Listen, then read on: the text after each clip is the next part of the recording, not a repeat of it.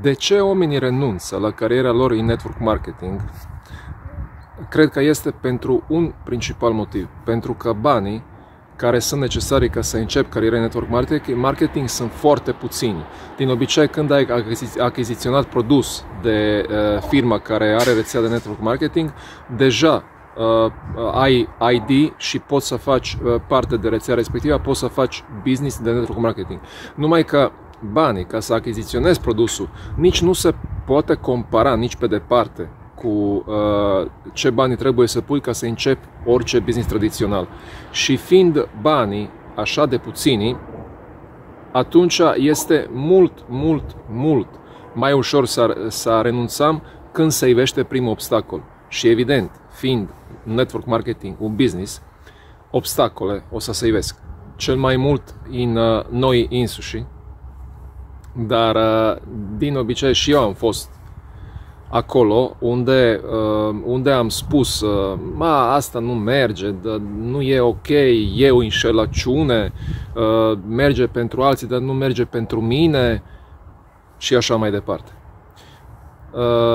Dar deja în sinea mea, când gândeam și când spuneam și în alta voce lucrurile acestea, știam că nu sunt adevărate, pentru că dacă merge pentru alții, nu vede de ce nu ar putea să meargă pentru mine sau pentru tine. Alții nu sunt mai inteligenți sau mai buni decât mine sau decât tine. Sunt tot oamenii, numai că poate nu ne place să recunoaștem lucrul acesta în sinea noastră, dar poate, nu mai zic poate, au pus s-au implicat mai mult. Au pus mai multă implicare în business-ul lor de network marketing, pentru că network marketing, până la urmă, network marketing este un business. Are un client și are un produs. Orice rețea de network marketing are un produs care se vinde prin oameni, prin persoane care fac parte de rețea de network marketing, care se vinde la un client și așa se generează bani care se invert în rețea respectivă de network. Sau în network marketing în Statele Unite, în penultimul an, în 2019 sau 2020, nu mai știu, s-au generat 100 de miliarde de dolari. Deci este o industrie foarte puternică și este o industrie perfect legală. Este un produs care se vinde la un client. Atâta tot. Lucrul acesta înseamnă business. Pentru că asta ai în orice business. Un client, un produs și un client. Dacă nu ai client sau dacă nu ai produs, nu ai un business. De făcut diferența de scheme piramidale, de scheme Ponzi, scuză-mă, care sunt ilegale, în care nu există în care de mai multe ori nu există un produs sau este un produs fictiv unde persoanele te invită să pui banii, dar nu prea se înțelege pentru ce pui banii. Aia sunt scheme Ponzi care sunt ilegale. Și oricum, să ne întorcem la noi, cred că din cauza aceasta oamenii renunță, pentru că să zicem așa, implicarea inițială cu banii este foarte puțină. Acum, azi, dacă vrei să deschizi un restaurant, eu am fost antreprenor în Horeca toată viața mea profesională până am hotărât să fac parte de network marketing și până am hotărât să fac carieră în network marketing, ca să deschizi un restaurant mic, cât de cât 20-30 de locuri, cred că mai puțin de 70.000 de euro, nu este real să ne gândim. Să-l autorizăm restaurantul, să facem toate amenajarele, să contractăm bine chiria, dar trebuie depusă și aia, să luăm tot ceea ce ne trebuie ca să avem afacerea de restaurant. Vorbesc despre restaurant pentru că știu despre ce este vorba. Nu este real să ne gândim de mai puțin de un 70.000 de euro. Când pui 70.000 de euro, nu prea îți vine ușor să renunți. Dar când pui nici o zecime de cifra acesta, când se ivește primul obstacol, și eu am fost acolo, suntem tentați să renunțăm.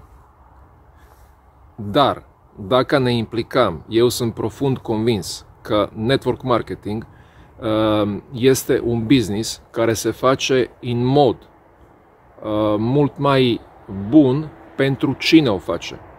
pentru că ai deja produs care este făcut pentru tine, ai deja rețea de distribuție care este făcută pentru tine, care este deja pusă la punct, ai trainingurile care orice firmă serioză de network marketing da la proprii, așa să zicem, agenții.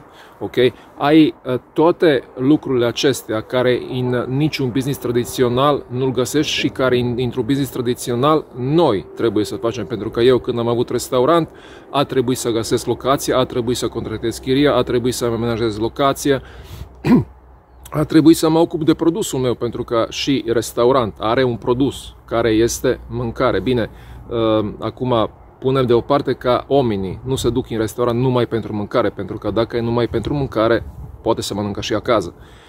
Dar există un produs care eu, în cazul meu, trebuia să dezvolt, care eu, în cazul meu, trebuia să pun la punct, trebuie după aia să găsesc oamenii, trebuie să am depozite, să depozitez toată marfa și așa mai departe. În network marketing, toate acestea nu trebuiesc, pentru că deja au fost pus la punct pentru oamenii care fac parte de rețele de network marketing. Și atunci, în loc să renunțăm, poate ar fi bine, eu cel puțin, atunci, în loc să renunț, eu m-am gândit bine ce mi oferă network marketing și ce mi oferă orice alt business tradițional. Și când am vândut restaurantul, în 2022, am hotărât ferm să fac parte și să fac carieră în rețele de network marketing, pentru că chiar când am pus pe hârtie pro și contra de network marketing și pro și contra de business tradițional, orice o fi, nu numai Horeca, eu am văzut clar avantajele de business de network marketing. Trebuie să fie și părerea ta. Nu toți putem sau trebuie să facem parte de business de network marketing, cum nu toți putem face antreprenori în Horeca, cum nu toți putem face avocații, cum nu toți putem face stomatologii sau ce o mai fi. Dar poate dacă faci parte de network marketing și vrei să renunți, poate ar fi bine să pui pe hârtie așteptările tale, ce-ți poate oferi network marketing și ce se întâmplă dacă renunți la cariera ta în network marketing. Dacă ți-a plăcut video, dai un like, înscrie-te la canal și apasă butonul de notificare, așa o să fii notificat de fiecare dată când postez un video. Înainte să ne salutăm, aș avea o întrebare pentru tine. Dacă ai avea o putere magică și ai putea să faci pe cel mai mare și îndrăzneț visul al tău să devină realitate, care ar fi aceasta? Răspunde în comentarii dacă așa dorești. Și amintește-te, pentru cine are ambiții antreprenoriale, network marketing este calea mai bună. Ciao!